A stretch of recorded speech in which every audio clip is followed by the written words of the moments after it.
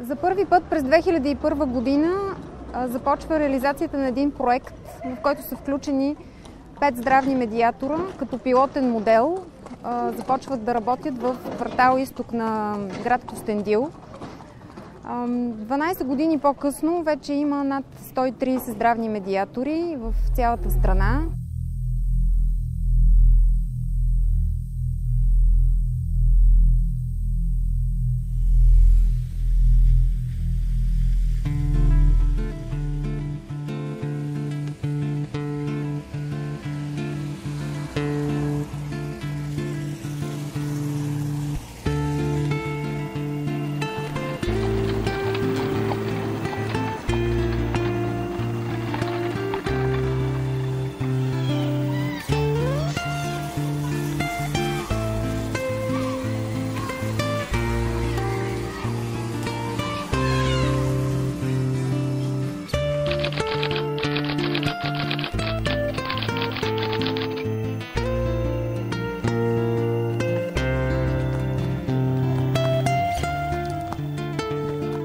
Влади, тук ли си? Да, тук Здравей! съм. Може ли за малко? Може, разбира се. Как сте? Добре сме. Моника вкъщи ли е?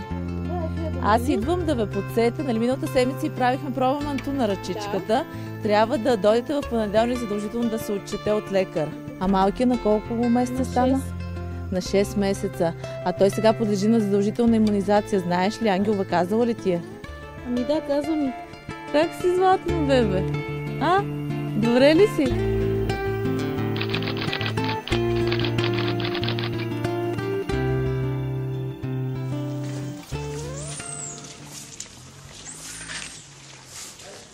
Казвам се Ани, работя като здравен медиатор от 6 години в квартал Факултета.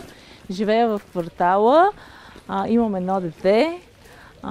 Работя предимно с млади майки и жени с различни проблеми, като контрацепция, полупредавани болести и неща, които смисъл регистрации за детски градини, имунизации на бебетата, туберкулозата е много важно, което ме интересува непрекъснато. Много важно е да си поговорим за самата спирала, какво представлява. Това е самата спирала.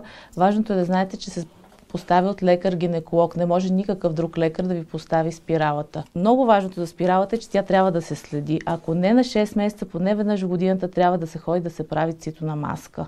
Цитона маската е изследване, където се изследва, за да нямате някакъв, в смисъл проблем, рак на маточната шийка. Казвам се Севда Димитрова, на 25 години съм и живея в един от най-големите ромски квартали в България, в квартал Факултета. Омъжена съм и имам едно дете на 3 годинки, заповядай. И работя като здравен медиатор от 4 години. Всеки ден се срещам с много хора, най-вече с млади майки, които имат много въпроси за контрацепция и имунизации на своите малки деца.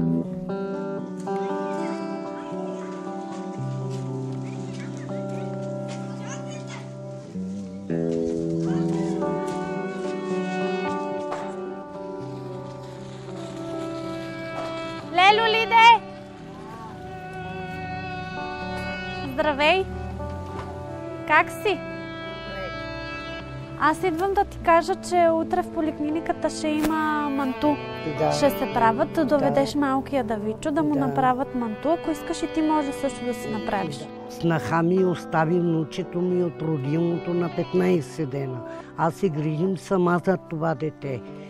И никой не ми помага за отглеждане на детето.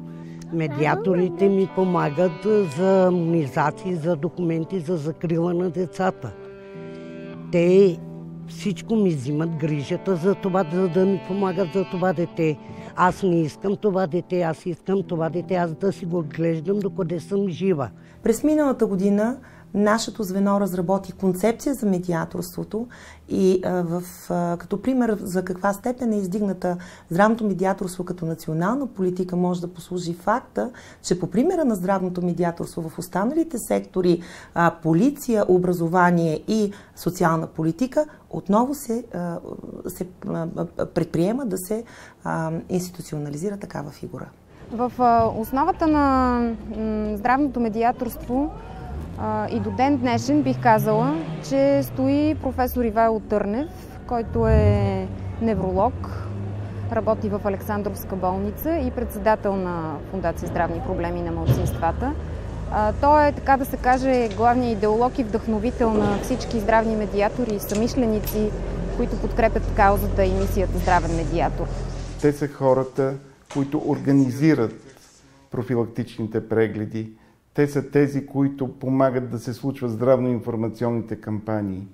Те са хората, които се ползват с доверието на техните общности, запознати са с техните проблеми и могат по достъпен начин да ги предадат на медицинските специалисти. Изследванията показват висока детска смъртност, висока заболеваемост от туберкулоза и вирусни хепатити, висок дял на хронични заболявания и особено сърдечно-съдови и мозъчни-съдови заболявания, които водят до ранни инфаркти и инсулти още между 40 и 50 години и много от тях завършват със смърт.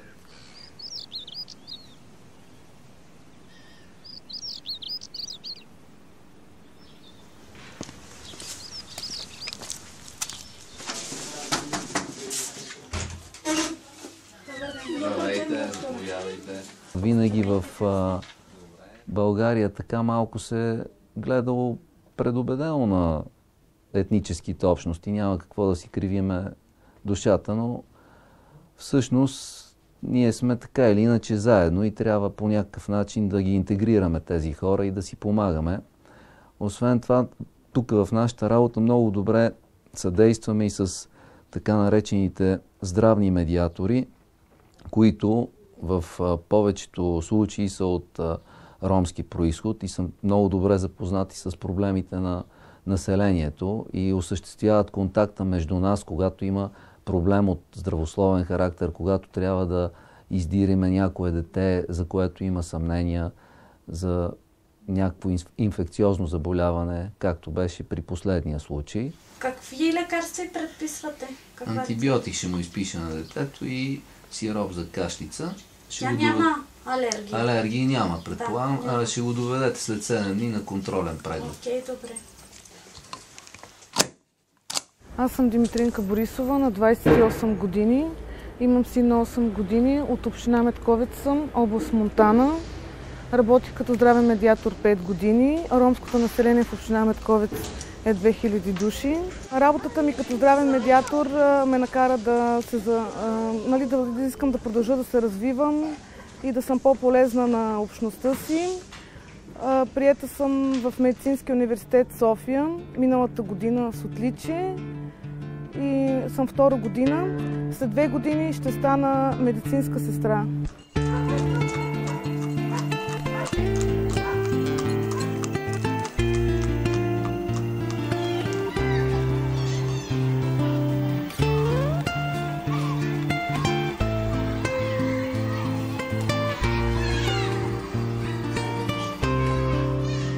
В София, в един от най-големите ромски квартали, Факултета, в който живеят над 40 000 роми, работят само 4 здравни медиатори. Искрено се надявам програмата да се разшири и някой ден те да бъдат повече.